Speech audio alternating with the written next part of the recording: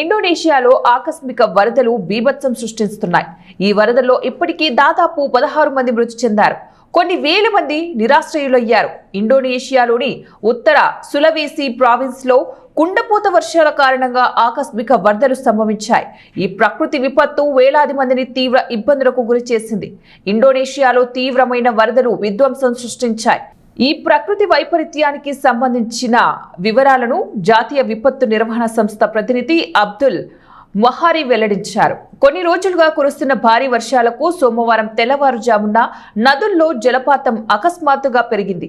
ఈ బలమైన నదీ ప్రవాహాలకు సియావు, టాగులాండాగ్, బియారో జిల్లాల్లోని గ్రామాలు కొట్టుకుపోయాయి. ఈ వరదలు అనేక గ్రామాలను ముంచెత్తాయి. సులవేసి ద్వీపం నుంచి దాదాపు 130 కిలోమీటర్ల దూరంలో ఉన్న సియావు ద్వీపంలోని 4 ప్రభావిత గ్రామాలకు పోలీసులు, సైన్యం మద్దతుతో రెస్క్యూ బృందాలను మోహరించారు. అయితే దెబ్బతిన్న రోడ్లు, కమ్యూనికేషన్ అంతరాయం వల్ల రెస్క్యూ కార్యకలాపాలకు తీవ్ర అంతరాయం కలిగింది. అధికారుల లెక్కల ప్రకారం ఈ వరదల్లో దాదాపు 7 ఇళ్లు పూర్తిగా నేలమట్టమయ్యాయి. మరో 140కి పైగా దెబ్బతిన్నట్లు తెలుస్తోంది.